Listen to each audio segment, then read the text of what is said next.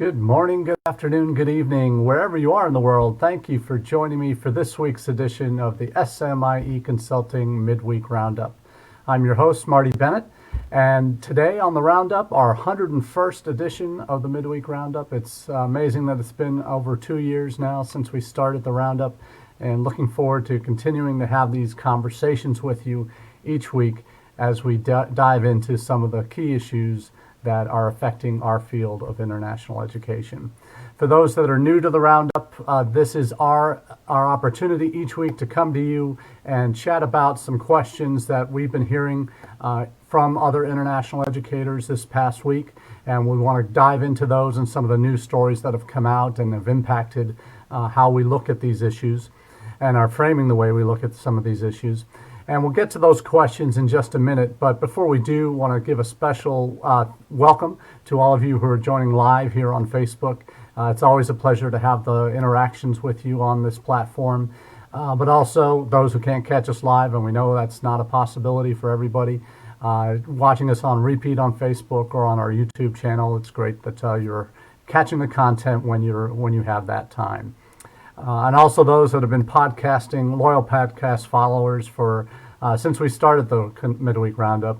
I want to say thank you for making us a part of your listening journey each week. So thanks for subscribing to our podcast on either iTunes, Google Play, Podbean, Spotify, or Stitcher, or whatever your favorite platform is. We're glad that we could be a part of your journey. If you're wondering where the news stories that we discuss each week are coming from, we do make these parts of our newsletter service, our free newsletter service to international educators. And it's a service we've been offering for almost 2 years now, this coming October. And it's a way for us to share what we're doing with you as fellow international educators, and a way to help put into a digestible format all of the major news stories that we found out on the ether about our field and about how we are really how we can really make these stories and adapt these stories to our own institution's policies, and really hope that they can be of value to you. But the newsletter again comes out Monday morning, 9 a.m. Again, it's a free service to anyone who has who would like to subscribe. Just go to smieconsulting.org/subscribe. At the top of the page will be the link to enter your email address and other details, so we can get you on that mailing list. We take 3 of the stories that we find from those from our newsletter, all the SMIE news fit to share, and go into more depth here on the Roundup each Wednesday. Now, what we're going to start with today is the question of why TikTok and WeChat have suddenly raised this administration's ire. And have been a target now of President Trump for the last couple of weeks. He's made it clear that he sees TikTok and WeChat, TikTok, the short-form video sharing platform that is a Chinese product, Chinese-owned, Chinese-developed, Chinese-backed, and also WeChat, which is the most popular social platform in China, and one that's essential for students and students once they get to the United States to communicate, but also how people do everything beyond just social media. This is where they shop. This is where they pay through how they pay their bills, develop conversations, and those types of things. So very important platforms that are both China-backed. The basis for the potential ban, and much like everything that this administration does, there's a game of brinksmanship being played here, particularly when it comes to our relationship with China. There's always been kind of a push something out there and see if it sticks, and much like the immigration regulations we've talked about in the past that the administration has thrown against the wall to see if any of them stick or really develop a huge backlash, like last month's DHS action regarding online studies for continuing students.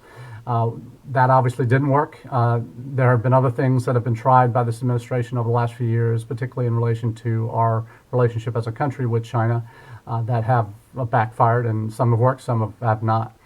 This is a part of the larger game that this administration is playing. First story from the New York Times talks about why those two are in its crosshairs of the administration. And they're important for international educators, obviously, WeChat being an essential tool to reach Chinese students abroad. We've talked about that in the past here on the Roundup. We'll have another couple stories about that in a minute. But TikTok is that new video sharing platform that's popped in the last couple of years, and U.S. institutions have started using that not only for domestic but also increasingly international recruitment initiatives. And aren't too many great examples of that TikTok use internationally yet, but that's increasingly becoming a focus of institutions as a way to reach students where they are and on platforms that they're spending time on. And TikTok certainly fits that bill. The administration is saying that both of these platforms are, because of their China backing, are ones that in the United States should be potentially banned because of national security concerns. And these platforms being used as a way for the Chinese government or Chinese entities to impact the larger U.S. population, and in terms of whether it's upcoming elections or other things about policy or soft power initiatives from China. However, the government, at least from the federal government perspective, that's how and why these two platforms are being targeted for potential bans. Now, basically, the government put a 45-day clock on them. You may have heard that Microsoft has been in talks to potentially purchase TikTok and to make it a U.S. owned body. That's not necessarily going to happen yet, but they're in talks to make that happen. And they've acknowledged that if talks do go through and they do acquire TikTok, that they would address the concerns, the national security concerns, safety concerns that the current administration has regarding the application TikTok. WeChat, not sure if that is going to have the same legs. Obviously, WeChat is a much broader application that has uses in China. It's almost omnipresent in terms of the impact that it has. And for those that are looking to find out more about WeChat, those who know Karen Fisher at the Chronicle, she has done her own, has been running her own weekly newsletter for the last few months, and the last edition that came out this past Monday was entitled the WeChat edition, and she talks about the impact this would have for Chinese students, not only prospective students in China, and wouldn't have necessarily a direct impact on them from a U.S. standpoint. They would still be able to access it in China, obviously, but it would impact current Chinese students and faculty and families that are in the United States if they were no longer able to use WeChat to communicate with loved ones back in China, or to have the kind of conversations and do the kind of functions that they use the platform for currently. So it's really interesting to see where that goes. On the WeChat side, it has that one more than any other would have more far-reaching implications as it impacts international education than perhaps TikTok. But certainly WeChat, for current international students from China here studying, that would be a significant concern to them if they're no longer able to access that platform. They may be looking at, oddly enough, when Westerners go to China and want to access Facebook, YouTube, they have to have their own VPN, or even Chinese citizens in China who want to access Western platforms like YouTube, Facebook, that type of thing. They need a VPN to do that. You may see a rise in Chinese students using VPNs to be able to access WeChat, or to use WeChat if it's from a server outside the United States, if this does go through. So very interesting to see what happens on that. But this week's edition of the SMIE Consulting e-newsletter, social media and international ed consulting newsletter, is normally much more heavily weighted to international ed stories and social media stories. But this week we actually switched it up, and we had these social media stories, and there was probably at least 10 stories that we focused on in Monday's newsletter. That shows just how important social media has become and the relevant ancillary parts of virtual recruitment in what we do in international education. So definitely some great resources out there, and the articles I'm posting the links to on the Facebook page are ones I'd certainly encourage you all to give a look to as you look to get some broader perspective on what's going on with these social media issues, particularly as it relates to China. One company that we've talked about here on the Roundup before that is exclusively focused on the China market and providing access for Western universities into China is Synorbis. And Synorbis really allows a couple things. Allows institutions to develop a digital presence in China. And a lot of my colleagues, when I talk to them about this, their eyes kind of glaze over if they're not techie. They don't necessarily get the functionality and the necessity to have locally hosted web-based services in China that you can control from here. And whether it's your website or access to Chinese social media platforms, these have become increasingly necessary pieces of international student recruitment when you look at U.S. and other Western universities that are trying to get to Chinese students and parents. So companies like Synorbis make the case that if you want to reach those markets, you need the expertise on the ground, you need locally hosted sites. There are other companies that do locally hosted sites. IDP Connect has been doing that through their Hot Courses platforms for years, having Chinese language versions of university content locally hosted in China. With Synorbis, they do something very similar. They have a website, that website builder that's very easy, and you can put your own couple to 5-10 important pages of your website together, have them translated into Mandarin and available, that content locally hosted in China. You can put a site together with a version of your site together within 10-15 minutes and a really rough version of it, but you can get the basic content in there and translate it in there. So that's a service that can really add value because the load times, and this matters when it comes to your website functioning in China, because you may have pages of your website that have been translated locally or are translated into Mandarin that are locally hosted on your website, on your servers in the United States. But the load times for those sites in China, those same sites in China, even though it's Chinese language content, makes the load times make it almost unwatchable or unwatchable for Chinese audiences. That it would take too long to get your content loaded onto most Chinese mobile devices and desktops, laptops, tablets, whatever it might be, because just everything else from the West gets slowed down when it's going into China, if it's not outright banned. So the importance of having locally hosted within China, Synorbis and others can provide that service to you.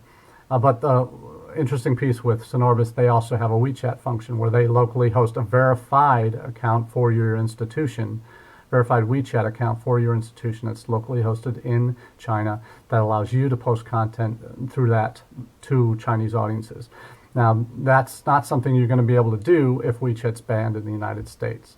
So that's something that you do want to pay attention to if WeChat is part of your digital strategy. Keep close tabs on what's going on here with China, because there could be some serious consequences should it get banned in the United States.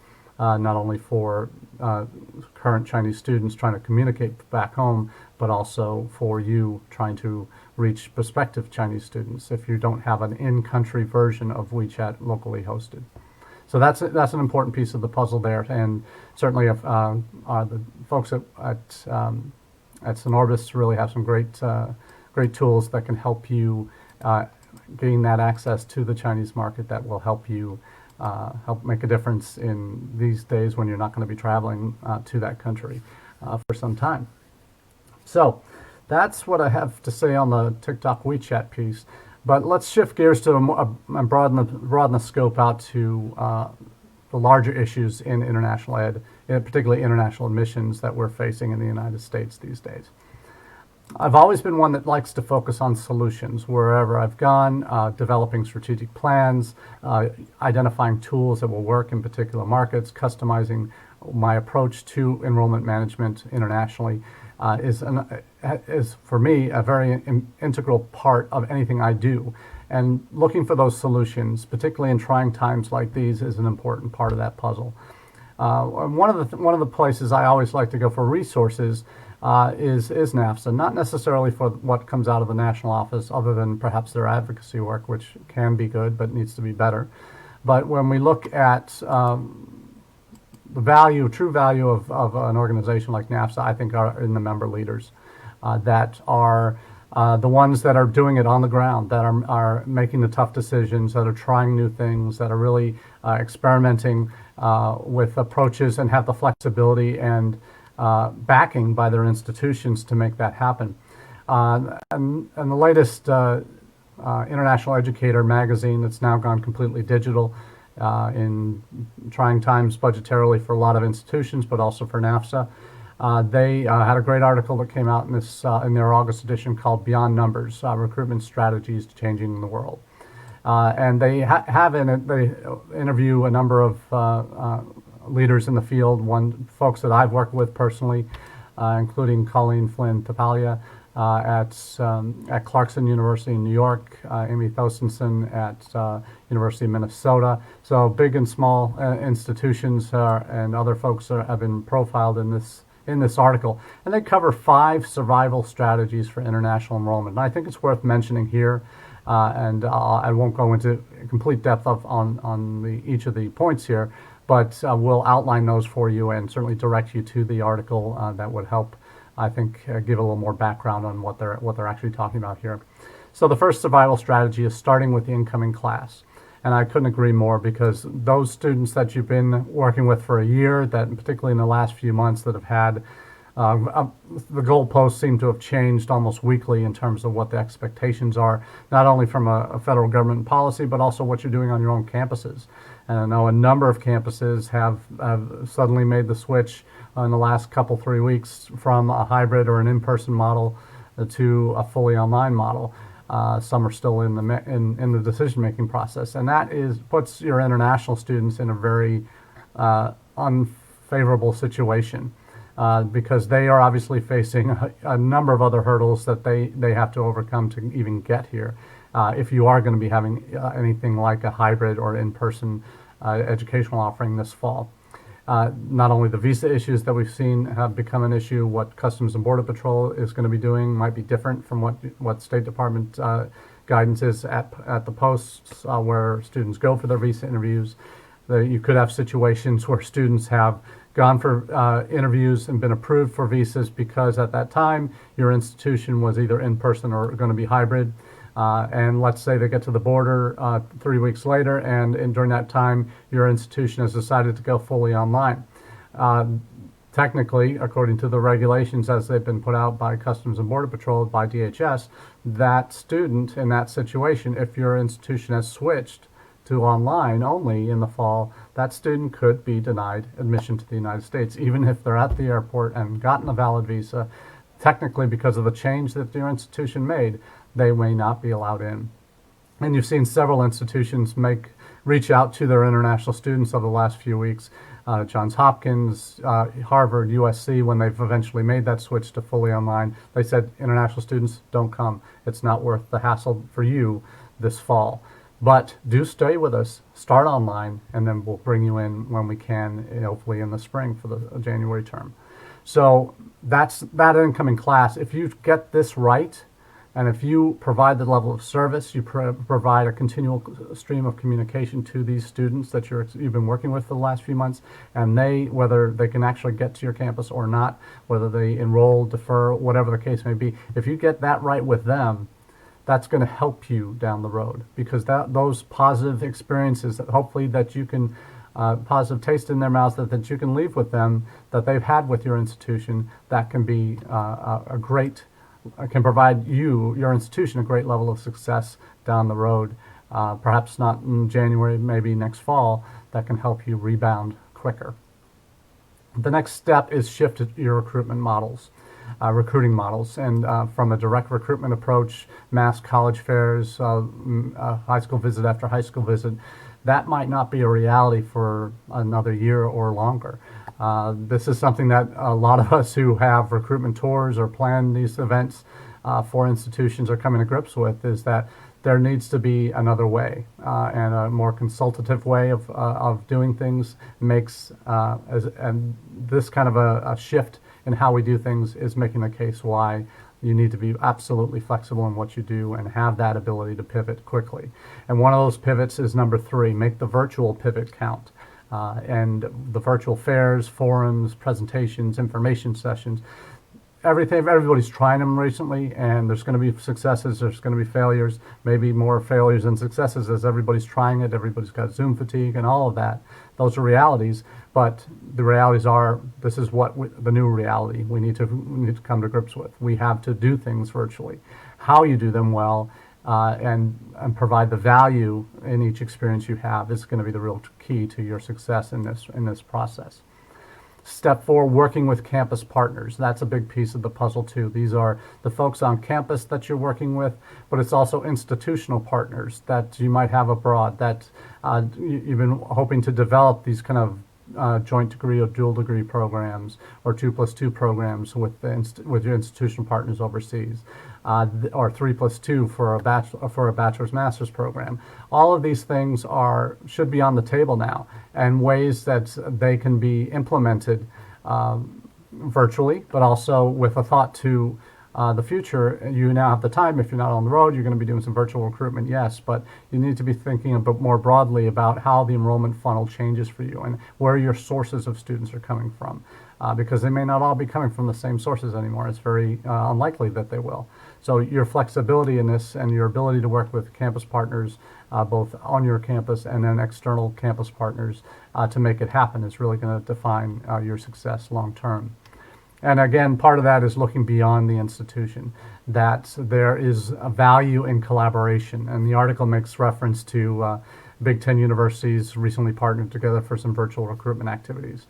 But this is also, I've talked about this before, when you look back, when there's been these kind of massive events that have happened like 9/11 and the impact that that had on international recruitment, international education, that was the time when a lot of state consortia started forming, when I was involved in Destination Indiana, and over 20 other study consortia formed in states because they saw we need to be doing more together and not fighting amongst ourselves for students from overseas. We need to be doing more together. And that's more valuable now than it was back in 2001, 2002, when after 9/11, and we're dealing with that impact there, because you see, since that time, global competition has also ratcheted up.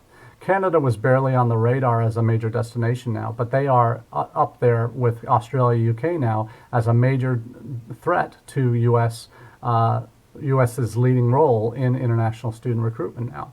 And the more we can as smaller groups within the United States to recruit as a country. Education USA has that role. Department of Commerce has a role to play there as well.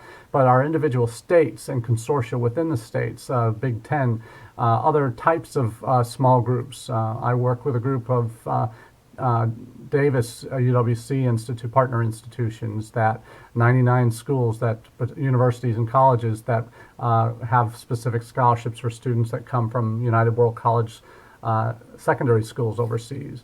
And we're working together on a virtual recruitment plan, events and follow-up events. So these are things that need to happen more in the future, not less. So if your state doesn't have a consortia, get some colleagues around you that are like-minded and have that volunteer spirit in them to commit to something like this, because this is a time when this kind of beyond your institution and the realities of your institution, that kind of thinking is absolutely essential in this day and age. So a great article coming out of NAFSA's International Educator. Certainly recommend getting some eyes on that so that you can have a look at what's going on there. The last thing we'll talk about here is the other major news out of the past week or so has been India. India has put together, finally launched a new national education policy. First story is out of Inside Higher Ed that reflects some of the broader thinking on what India has proposed. Some major thinkers there in their policy.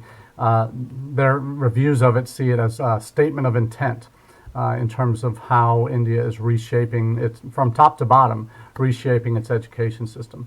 This is a long-term project. Obviously, it's not happening overnight. Certain pieces will happen sooner than others, just the nature of the beast there.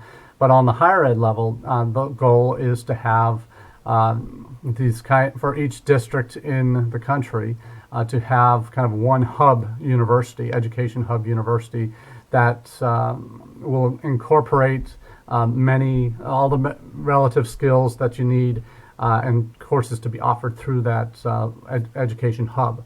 So as you might know about India's higher ed system, it's a very decentralized process. There are hundreds and hundreds of colleges, thousands of them literally around the country, and they all have affiliations with larger institutions. And a lot of the commentators have said that this new national education policy in India is you're going to see a lot of consolidation, mergers between institutions in India to get to this longer-term goal of having an education hub in each district. Not necessarily, and there could be numerous districts within each state, but within India, but certainly within each district, that would be the goal. There's also the part of the policy is to open up to the top 100 universities in the world. It doesn't say specifically what measure that's going to be coming from, but it does. It's now formalizing in policy the opportunity for foreign institutions to open up campuses in India, not to necessarily just offer a dual degree with an Indian institution, as there have been cases of those set up. A lot of institutions have offices, recruitment offices or study abroad offices in India, but not as a formal institutional body or physical location in India. That's not happened yet. And most of it's because national law in India has not really allowed it. So it'll be interesting to see where that goes, because the Inside Higher Ed article does mention that that those it's kind of been floated before, that foreign institutions can come and open up shop, and there weren't any real takers yet. We'll see if that's changed and whether there is now more of an interest in making that part of the puzzle happen for India. To bring in other institutions. That's certainly something China has done successfully, but it's something that India wants to model some of that success that China's had on that front.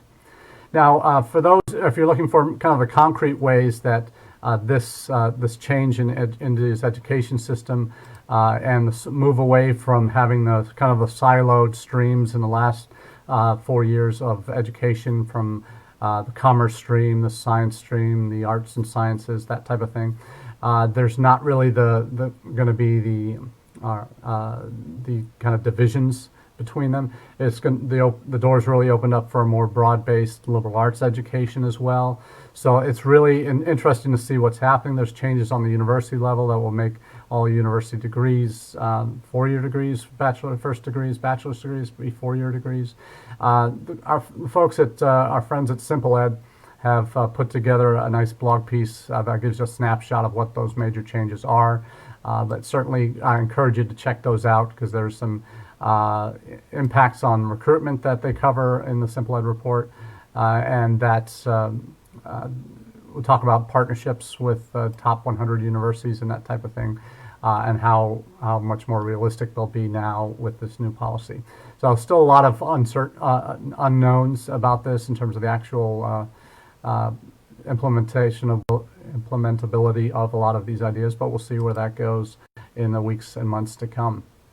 So for us here on the Roundup, this has been a really incredible week, obviously following on from our 100th anniversary last week, 100th edition last week, to continue some of the conversations. Really appreciate the feedback from longtime colleagues on LinkedIn about this project and the value it has for them in what they do. And I want to say to each of you who've watched today, thank you for being a part of the experience. Hope this has been of some value to you, and look forward to having future conversations with you down the line. So until next time, have a wonderful day. Cheers.